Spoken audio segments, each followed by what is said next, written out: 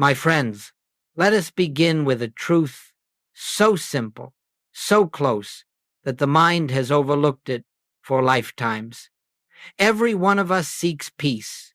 Every one of us longs for freedom from fear, from anxiety, from the endless cycle of thought that tries so desperately to manage life.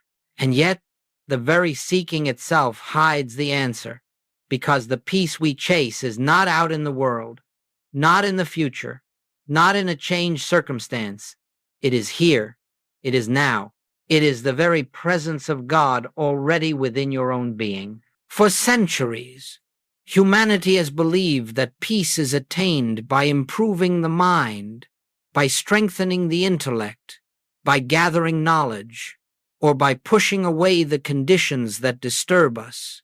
But none of these efforts bring lasting harmony, because all of them begin with the assumption that we, as separate individuals, must reach out for God, must labor for peace, must earn spiritual grace.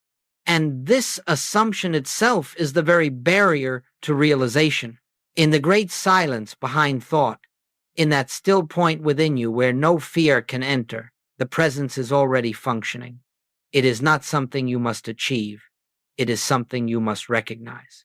And when I speak of silence, I do not mean the absence of sound. I mean the inner hush where we stop leaning on the mind, where we cease drawing conclusions from appearances, where we rest, if only for a moment, in the awareness that all that God is embodied within you as your own consciousness. You see, the great secret of spiritual life is not in effort but in realization. It is not in trying to bring God to you, but in perceiving that God has never been absent.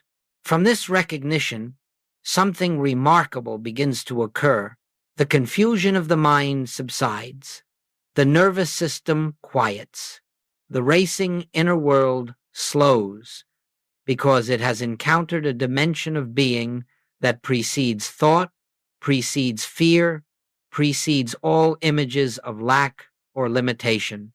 Today, we will explore why this silent recognition, what I have called the practice of the presence, has such profound power, not only in the spiritual sense, but also in the very structure of the mind, the brain, and the patterns that govern your daily experience. This is not theory.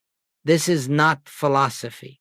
It is the living truth that consciousness, when recognized as the one presence, begins to reorder your entire inner world. And as your inner world is reordered, your outer experience follows naturally, without force, without strain, without the anxious manipulations of the personal mind. So as we begin this journey, I ask only one thing of you. Listen with the stillness beneath your thoughts. Do not try to believe. Do not attempt to understand intellectually. Simply allow these words to point you toward what is already present within you. For the peace you have sought through effort is found only in the recognition of what has always been your reality. My friends, let us look more deeply at this presence that is already within you. For what we are speaking of is not a new discovery. It is not a modern invention, nor a personal interpretation. It is the very heart of every genuine mystical teaching throughout the ages. Long before you or I walked the earth, long before the rise of religions, doctrines, and philosophies, there were men and women who touched this inner realm and discovered that the source of all life was not outside of them but within their own consciousness. When the prophets spoke of the still small voice, they were describing this same inner contact. When the psalmist wrote, "Be still and know that I am God," he was not advising belief, effort, or ritual. He was pointing to the silence in which this presence reveals itself. And when the Master said, "The kingdom of God is within you," he was not speaking poetically. He was revealing a spiritual fact that the divine reality is not something to travel toward, not something to accumulate, but something already established in the depth of your being. All through history, the great mystics spoke with one voice, though they used different words. They declared that the true self is not the human mind, not the personality, not the temporary body, but the living presence of God expressing itself through individual consciousness. They knew that separation is the great illusion, that fear arises only from believing we stand apart from the source, and that liberation comes the moment this false sense dissolves. Now, you may ask, if this truth has been known for so long, why do so few experience it? The answer is simple. Humanity has confused the teachings with the teacher, the words with the experience, the form with the reality. We have worshipped the outer symbols while missing the inner revelation. The early disciples did not transform because they heard words. They transformed because they felt the presence that those words pointed to. The mystics did not awaken through study. They awakened through inner recognition. And so the truth became buried beneath centuries of tradition, ritual, and intellectual interpretation, yet the presence never left. It has remained where it always was within your own consciousness, waiting for recognition. In our time, we have the extraordinary opportunity to return to this original, experiential understanding, not through abandoning religion, not through embracing philosophy, but through the same inner realization that awakened the saints and sages. The awareness that God is not a distant power to be reached, but the living foundation of your own existence. This is the thread that unites every awakened soul across time, and it is this same thread that we follow today. For the ancient truth is eternally present. You and the Father are one, not metaphorically, not symbolically, but in spiritual fact. And when this truth begins to dawn, even faintly, everything you have sought in the outer world begins to shift, for you are touching the reality that all mystics have known. The presence within is the only life, the only power, the only truth. And this realization is the beginning of freedom. My friends, before we can understand the profound effect that silence and inner recognition have upon us, we must see clearly why the mind suffers. For unless we understand the nature of the problem, we will continue to look for solutions where none exist.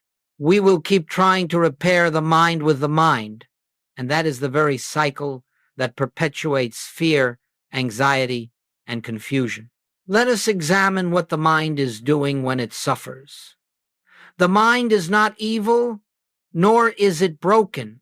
It is simply functioning from a false premise, the belief that you are a separate being, standing apart from your source, responsible for your own safety, your own supply, your own guidance. The moment this belief enters consciousness, fear is born. And once fear is born, the mind begins to defend itself against imagined threats, to anticipate dangers that have not occurred, to rehearse outcomes that may never come to pass. This is what gives rise to worry. This is what creates the vortex of overthinking. The mind tries to secure a future that cannot be secured, to control conditions it cannot control, to solve problems that have no real existence except in imagination. And so the mind becomes trapped in the very activity designed to protect itself. Now, modern science has discovered something that the mystics understood intuitively. The mind that lives in fear creates physical pathways, neural circuits that reinforce more fear. Every anxious thought strengthens the anxiety. Every defensive reaction trains the brain to react again. The more we worry, the more we condition ourselves to worry. But let us be very clear, this conditioning is not a cause. It is only an effect. The cause is the belief in separation. The moment we believe ourselves to be little minds facing a large world, We activate mechanisms of survival. The nervous system tightens, the breath becomes shallow, the heart quickens, the body contracts, and the mind begins its restless motion, searching for solutions outside itself. That is why so many people feel exhausted even when nothing is happening. Their bodies are responding to the pictures created by fear, not to truth. And yet this entire drama rests upon a single misunderstanding: the belief that you are a personal, vulnerable self who must fight for peace and struggle for security. But the spiritual reality is otherwise. You are not a separate mind. You are the individualized expression of one infinite consciousness. That consciousness is your safety, your supply, your wisdom, and your guidance. It is the very presence that lives you. When this truth is unrecognized, the mind must take over. When this truth begins to dawn, the mind can rest. You see, the mind suffers because it is trying to function alone. It is trying to solve life through thought. It is trying to achieve peace through control. And it cannot. It was never intended to. The mind is only an instrument, useful, necessary, but not the source of your life, nor the teacher of your truth. This suffering continues until something within you says, there must be another way. And that is the beginning of awakening. It is the moment when the personal mind loosens its grip and the deeper self begins to whisper. It is the moment when you begin to sense that perhaps peace does not come from effort, but from recognition.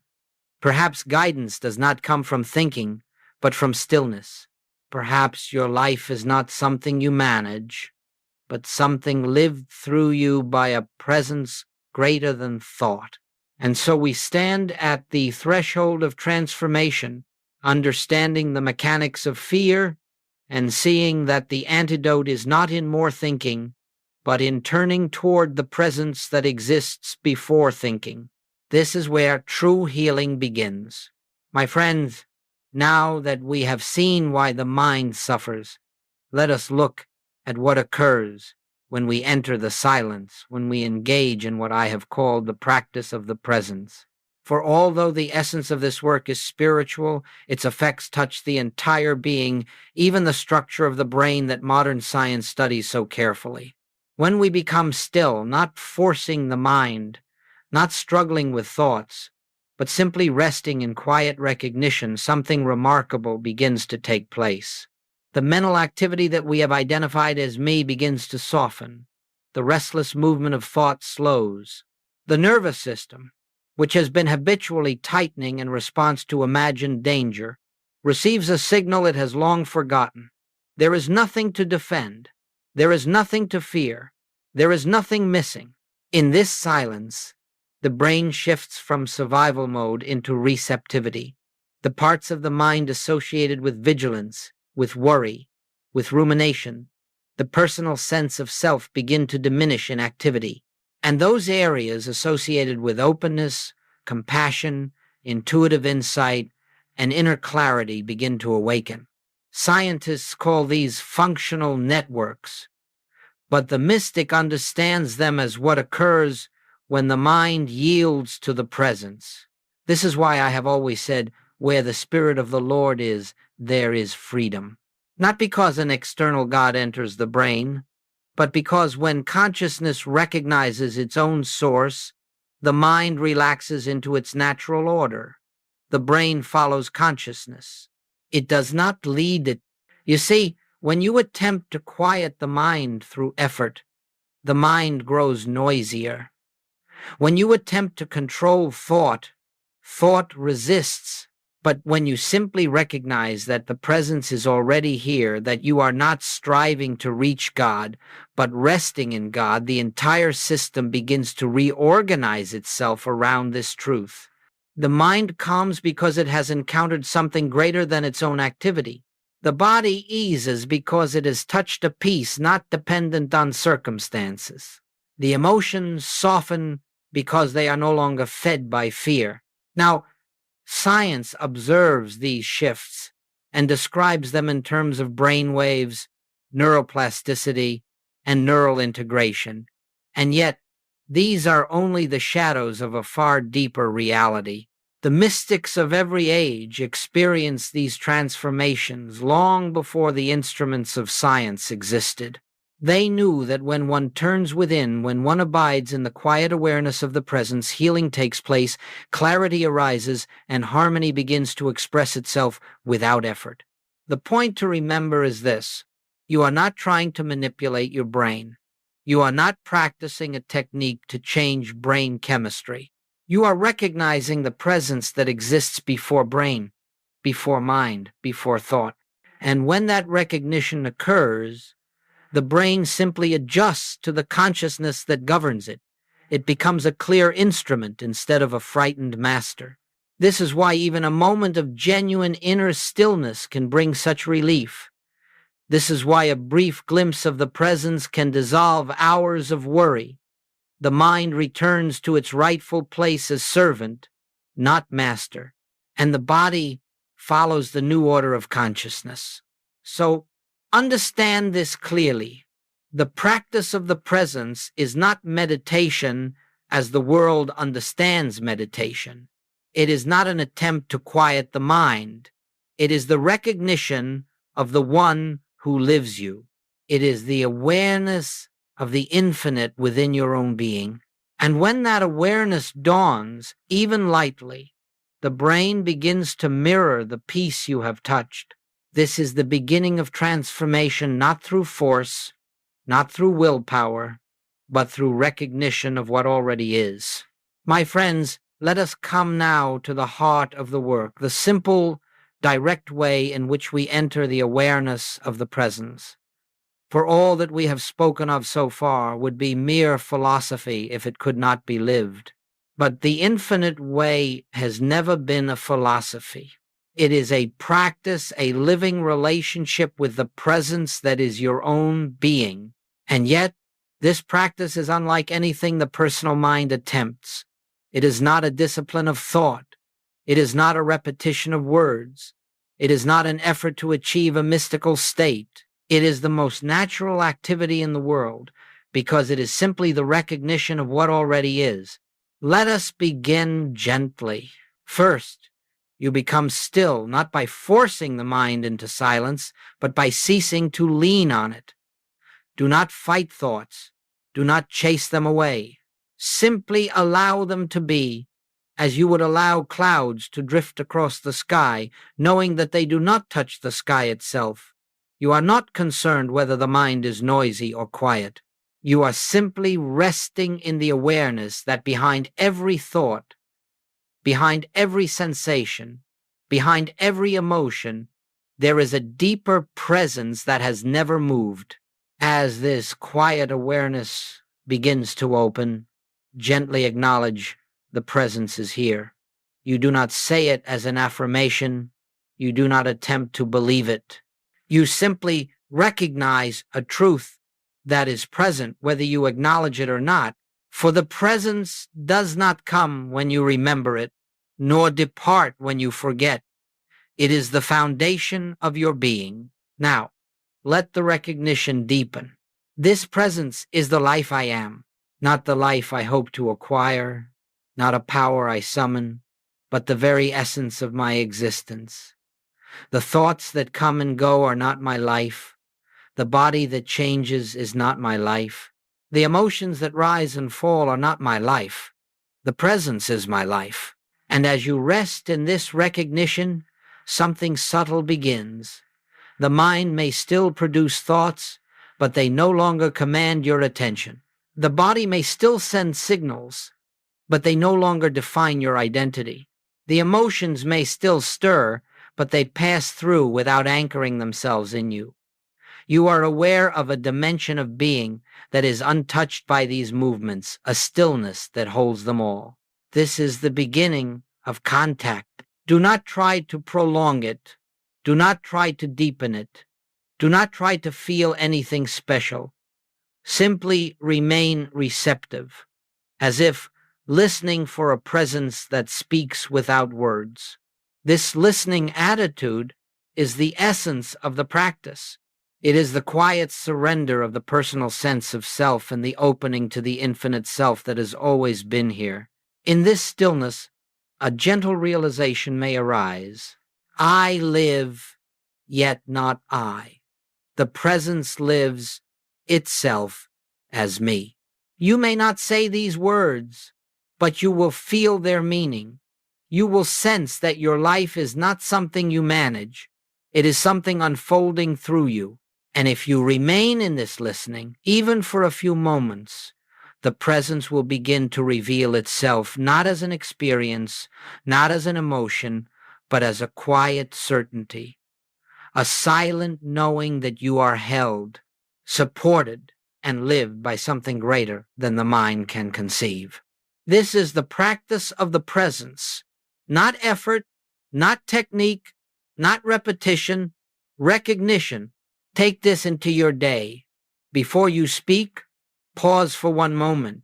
Before you react, turn inward for one breath. Before you attempt to solve, acknowledge the presence that precedes the problem. These micro-recognitions become a continuous practice, a rhythm of returning, a gentle remembering that anchors your entire life in the awareness of God within. This, my friends, is the path not to bring God into your experience, but to recognize God as your experience.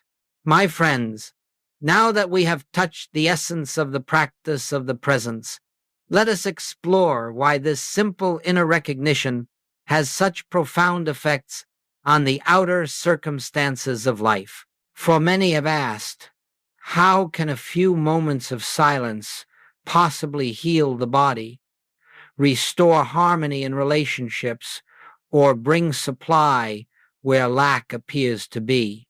And the answer is astonishing in its simplicity, because problems are not what they seem to be. A problem, as the human mind understands it, is always an external condition demanding action, demanding correction, demanding control. But to the awakened consciousness, a problem is nothing more than an appearance formed by the mind when it believes itself separate from its source. The problem is not the condition. The problem is the belief behind the condition. When you live as though you are a personal self facing a conflicted world, every circumstance appears as something to defend against or overcome, and the more you resist, the stronger the appearance becomes. The mind fights with shadows and believes them real. The more it struggles, the more entangled it becomes. But the moment you enter the silence, the moment you recognize the presence that stands behind all appearance, the entire picture begins to change. You are no longer engaging the world from the level of the problem. You are engaging life from the level of truth. And from that level, the problem loses its authority because it has no reality in the presence. Understand this clearly. You do not dissolve problems.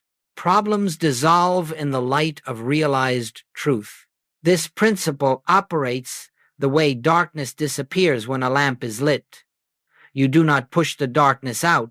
You do not wrestle with it. You simply bring in the light, and darkness is revealed as nothing. So it is with fear, lack, discord, illness, and conflict. They persist only at the level of the personal mind. They cannot survive the awareness of the presence. Let us look at this more deeply. When you recognize the presence even for a moment, the mind's frantic activity slows. The nervous system relaxes. The emotional currents settle.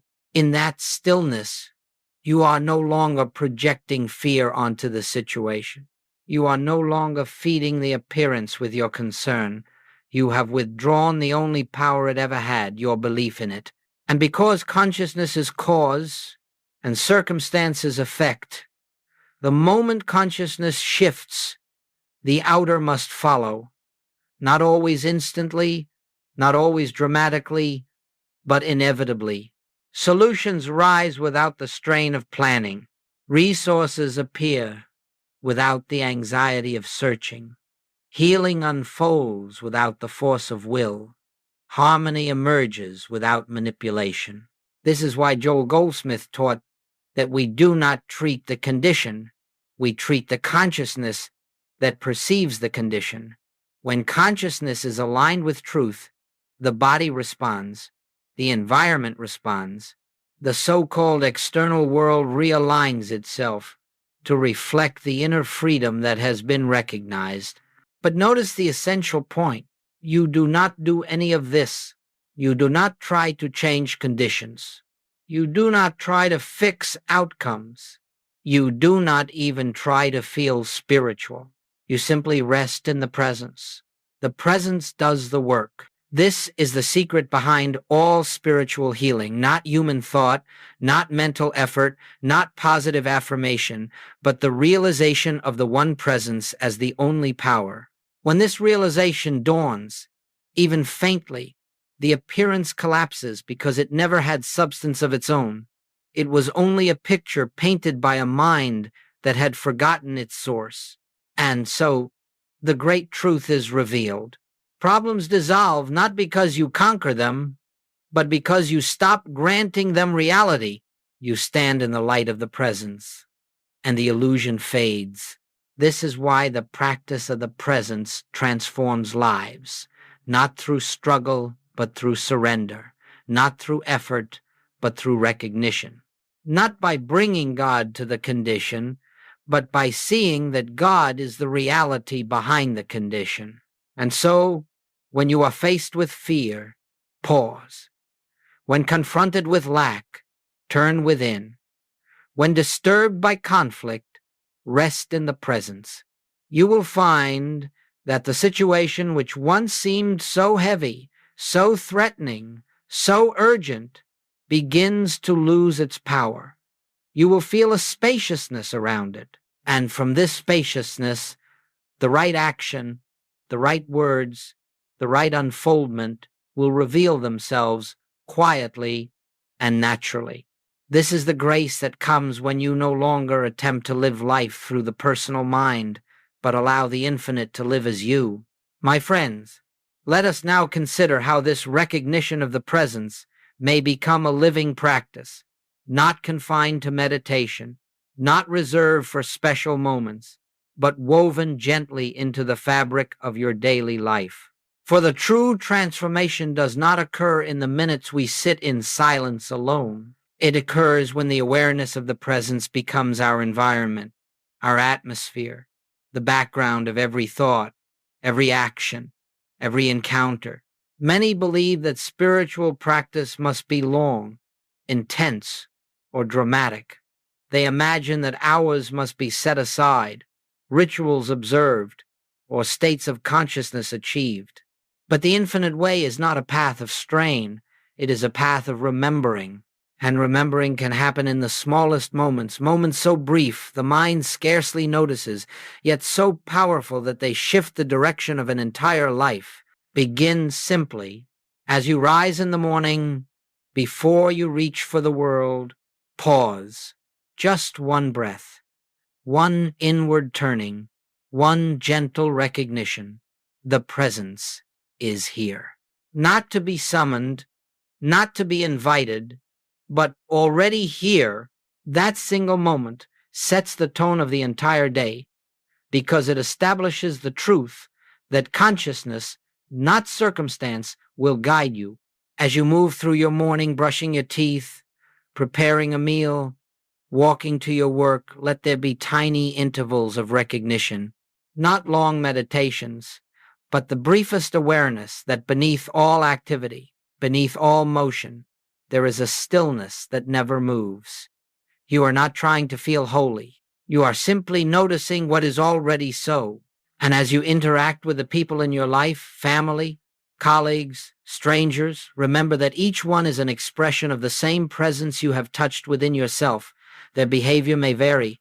Their personality may be pleasant or difficult, but behind the appearance stands the same infinite reality. When you recognize this not as an idea, but as a quiet inner knowing. Your reactions soften, your judgments dissolve, and a new kind of communication begins to unfold. This is practicing the presence in relationship.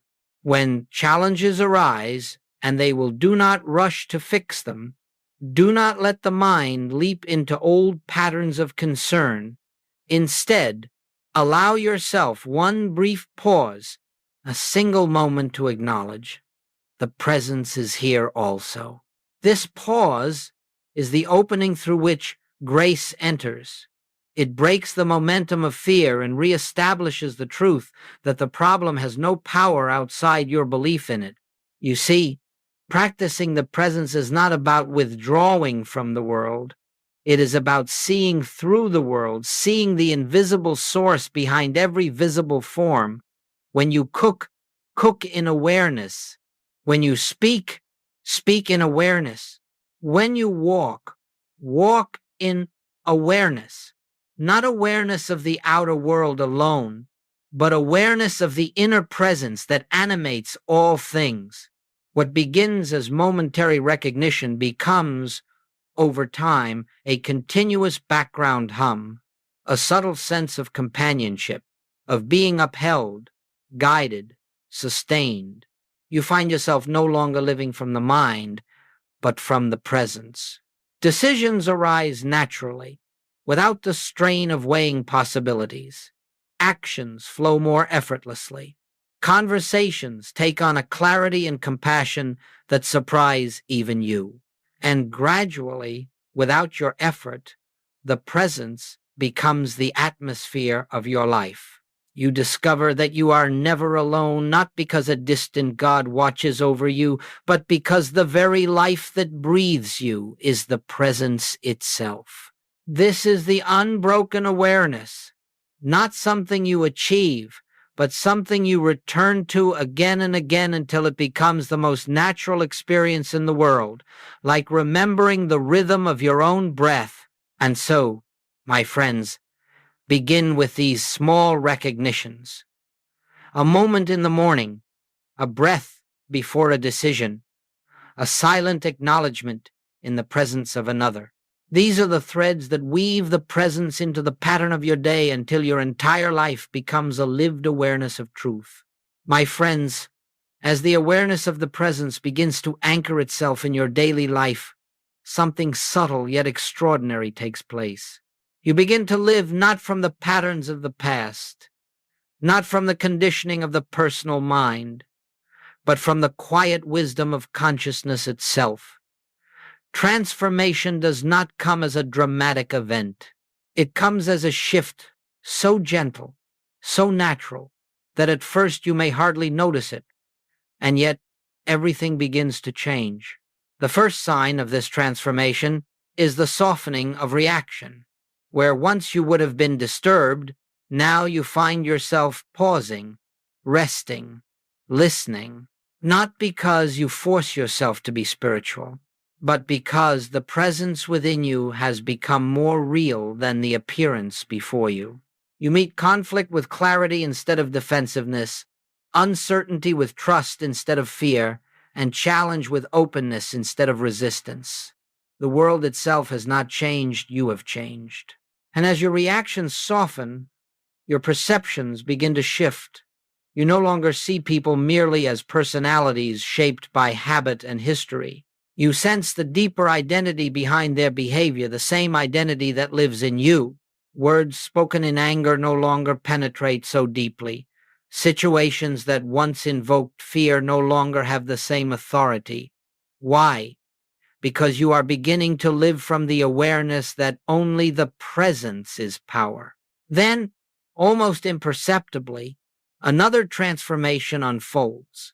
Decisions that once involved intense deliberation begin to arise naturally from within. You no longer struggle to choose the right path. The path reveals itself. You discover that intuition is not the privilege of a few enlightened souls, but the natural language of consciousness when fear is absent. Guidance becomes a quiet knowing, sometimes subtle, sometimes unmistakable, but always gentle. This transformation also touches the body. As the mind releases its chronic tension, its habitual clinging to control, the body begins to respond. Its rhythms become more balanced, its functions more harmonious. Healing unfolds not through effort, but through the removal of the fear that once disrupted natural order. The body reflects the peace that consciousness has recognized. The same is true in the realm of supply. When you no longer live from the belief that you must secure your good through human effort alone, doors open that you never imagined. Opportunities appear not through strain, but through alignment. The right people, the right circumstances, the right resources come into your experience not because you manifested them, but because the presence is expressing its own wholeness through the channel of your life. But perhaps the most profound transformation is this.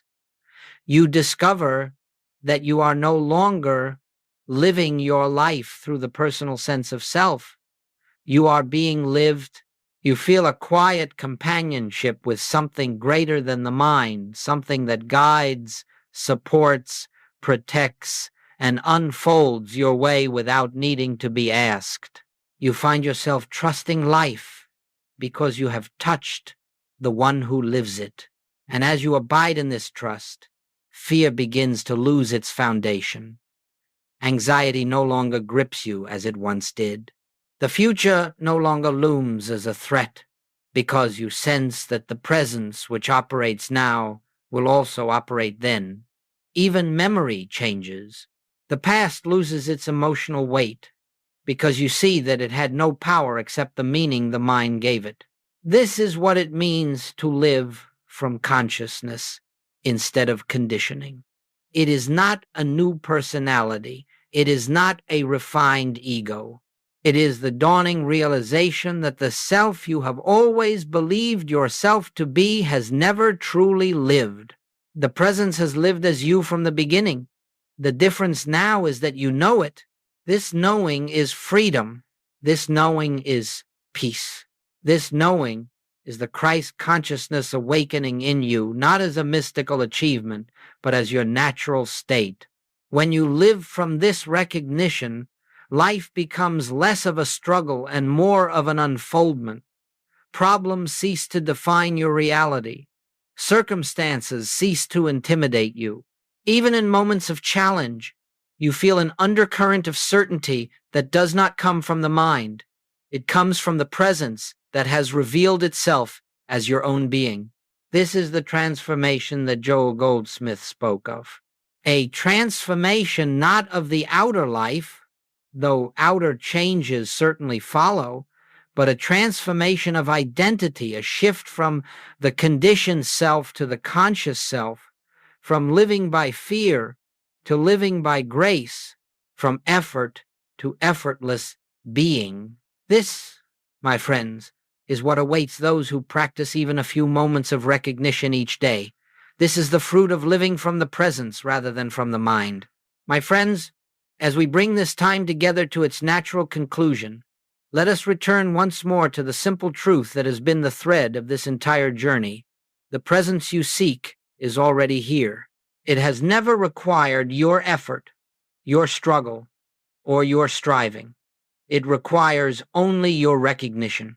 Throughout this teaching, we have traced the movement from fear to peace, from mental activity to inner quiet, from the conditioned sense of self to the realization of the infinite self that is the very essence of your being.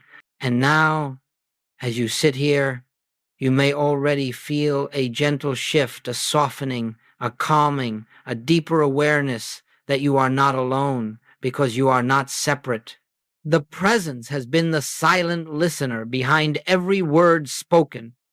It has been the stillness beneath your thoughts. It has been the awareness that has quietly observed the mind, the emotions, the sensations, and known them to be temporary movements on the surface of a far greater depth. That depth is you, the real you, the eternal you, the you that has never been touched by fear, limitation, or time. Do not imagine that this journey ends when the words stop. Words can carry us only to the threshold. Beyond that, the silence takes over, the same silence that existed before this talk began, the same silence that will remain after it ends, the same silence that holds the entire universe in its invisible embrace. This silence is your home. It is your foundation. It is your true identity. It is the presence that lives you. So as you go forward into the activities of your day, carry with you the simple practices we have touched. One breath of recognition in the morning. One pause before reacting. One moment of listening before speaking. One gentle acknowledgement. The presence is here. These small openings allow the infinite to flow into the finite. They allow grace to operate where effort once struggled. They allow healing to unfold where fear once contracted. They allow wisdom to speak where the mind once shouted. They allow the life that is God to express itself freely as your life. And remember this, you are not practicing to reach a distant God. You are practicing to remember the God that is your own being. There is nothing to achieve. There is only something to realize. And that realization may come in the simplest moment, in the quiet of a breath, in the pause between thoughts. Before we part, let us rest together, if only briefly, in the awareness that needs no words. Simply be present. Simply be aware. Simply be the presence is here. The presence has always been here, and the presence will live as you in every moment that follows. Go in peace, my friends, not the peace the world gives, but the peace that arises from knowing who and what you are in truth.